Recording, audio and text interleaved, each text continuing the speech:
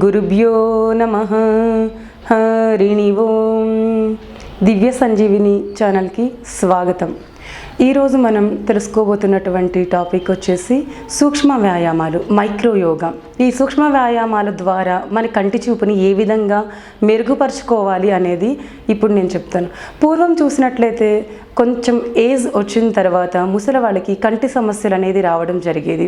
కానీ ఇప్పుడు చిన్న పిల్లల్లో కూడా, ముఖ్యంగా చెప్పాలంటే మొబైల్స్ ఎక్కువ యూజ్ చేయడం వలన కూడా మనం చెప్పవచ్చు.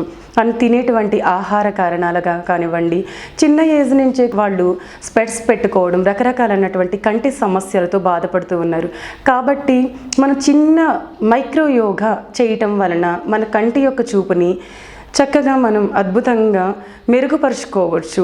ఇవి డైలీ చేయడానికి చాలా ఈజీగా ఉంటాయి అండ్ చిన్నపిల్లలతో సహా చేసే విధంగా ఉంటాయి. ఏ ఏజ్ వాళ్ళైనా కానీ ఈ సూక్ష్మ వ్యాయామాన్ని చక్కగా చేసుకోవచ్చు. కానీ కంట్లో గ్లాసెస్ ఉన్నవాళ్ళు, ముఖ్యంగా కంటి సంబంధించినటువంటి ఆపరేషన్స్ రీసెంట్గా జరిగిన వాళ్ళు కానీ ఈ సూక్ష్మ వ్యాయామాలని చేయకూడదు. ఇప్పుడు ఏ విధంగా సూక్ష్మ వ్యాయామాలు కంటికి సంబంధించి చేయాలో చూద్దాం. నెమ్మదిగా ఈ విధంగా కూర్చుని మన కన్నిగుడ్డుని పైకి స్ట్రెచ్ చేయాల్సి ఉంటుంది. అదేవిధంగా కిందకి చూడాల్సి ఉంటుంది. వీలైనంత వరకు మనం స్ట్రెచ్ చేస్తూ ఉండాలి. మన కనుగుడ్డు దగ్గర నిదానంగా పెయిన్ అనేది కూడా వస్తూ ఉంటుంది. ఆ పెయిన్ అనేది కూడా అబ్జర్వ్ చేస్తూ ఉండాలి. దీన్ని మనం భ్రూమికా శక్తి అనేసి అంటాము, పైకి కిందకి. ఇదే విధంగా మనం చేతుల్ని పెట్టుకుని కూడా చేయొచ్చు అండి. దీన్ని మనం కర్ణ దృష్టి అనేసి అంటాం. రైట్ సైడ్, లెఫ్ట్ సైడ్, ఒకసారి కుడివైపుకి, ఒకసారి ఎడమవైపుకి. ఈ విధంగా స్టార్టింగ్లో ఒక 4 సార్లు నుంచి నెమ్మదిగా ఇంక్రీజ్ చేసుకుంటూ 10 సార్లు వరకు చేయాల్సి ఉంటుంది.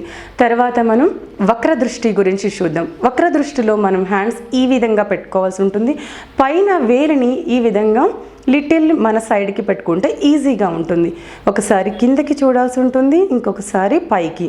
ఈ విధంగా నెమ్మదిగా మనం 4 రౌండ్స్, తర్వాత నెమ్మదిగా ఇంక్రీజ్ చేసుకుంటూ 10 రౌండ్స్ వరకు చేసుకుంటే మనకి మంచి రిజల్ట్ అనేది ఉంటుంది.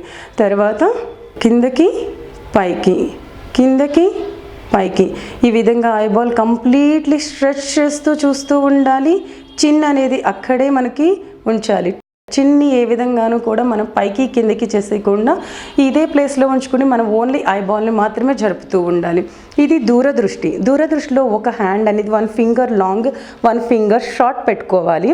ఒకసారి దూరంగా, ఒకసారి దగ్గరగా, ఒకసారి దూరంగా, ఒకసారి దగ్గరగా. ఇదే విధంగా మనం 10 రౌండ్స్ వరకు చేస్తూ ఉండాలి. తర్వాత మనం తెలుసుకోబోతున్నాము నాసికా దృష్టి. నాసికా దృష్టిలో ఈ విధంగా చూపిడి వేలు యొక్క కొన భాగాన్ని, ఎడ్జ్ ఆఫ్ ద పాయింట్స్ని చూస్తూ ఉండాలి. మన యొక్క నాస్ట్రల్కి అంటే ముక్కుకి కొంచెం 2 ఇంచెస్ గ్యాప్లో పెట్టుకుని తదేకంగా మన కాన్సన్ట్రేషన్ కంప్లీట్లీ కూడా ఆ కొన భాగాన్న ఉంచి అధికంగా చూస్తూ ఉండాలి. కళ్ళలో నుంచి నీరు వస్తూ ఉంటుంది. ఐబాల్ మొత్తం కూడా క్లీన్ అయిపోతూ ఉంటుంది. అవరివ్వండి. వేలు పెట్టి ఫింగర్ పెట్టేసి ఈ విధంగా రబ్ చేయడం అలాంటివి ఏమీ చేయొద్దండి. తర్వాత నెమ్మదిగా ఐస్ క్లోజ్ చేసుకుంటూ, తర్వాత నెమ్మదిగా ఐస్ ఓపెన్ చేస్తూ చక్ర దృష్టి. ఈ చక్ర దృష్టిలో మనం కింద నుంచి కుడికి, పైకి, ఎడమ భాగానికి ఈ విధంగా కంప్లీట్ రొటేషన్ అనేది చెయ్యాలి. దీన్ని కూడా 10 సర్కిల్స్ చేసుకుంటే మంచి రిజల్ట్ ఉంటుంది. తర్వాత అపసవ్య దశలో కూడా 10 సర్కిల్స్ అనేది చేయాల్సి ఉంటుంది.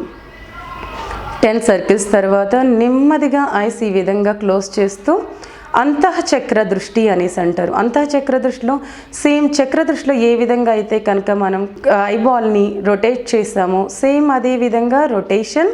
తర్వాత అపసవ్య దశలో కూడా రొటేషన్ చేస్తూ నెమ్మదిగా 2 పామ్స్ని కూడా బాగా రబ్ చేసేసి ఈ విధంగా వేడిని మన కనుబొమ్మలకి, ఐబాల్కి ఇస్తూ ఉండాలి. తర్వాత స్లోలీ ఓపెన్ చేస్తూ రిలాక్స్ అవ్వాలి. ఈ విధంగా మనం రెగ్యులర్ ప్రాక్టీస్ కనుక చేస్తూ ఉంటే ఐసైట్ అనేది మనకి పెరగకుండా ఉండటమే కాకుండా ఐ ప్రాబ్లమ్స్ అనేవి కూడా అన్నీ తగ్గడంతో పాటు ఎవరికైతే ప్రాబ్లం లేదో వాళ్ళకి ఇన్ ఫ్యూచర్ ఐకి సంబంధించినటువంటి ప్రాబ్లమ్స్ రాకోకుండా ఉండటానికి సహకరిస్తుంది. మరి ఈ తర్వాత ఎపిసోడ్లో మనం ఇంకొక మైక్రో యోగాకు సంబంధించి తెలుసుకుందాం. అంతవరకు నమస్కారం.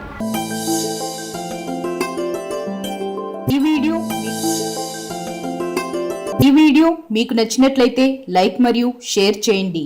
మీ అమూల్యమైన అభిప్రాయాన్ని కామెంట్ రూపంలో తెలియచేయండి. ఇలాంటి మరిన్ని వీడియోస్ కోసం మా ఛానల్ను సబ్స్క్రైబ్ చేసి పక్కనే ఉన్న గంట సింబల్ను నొక్కండి.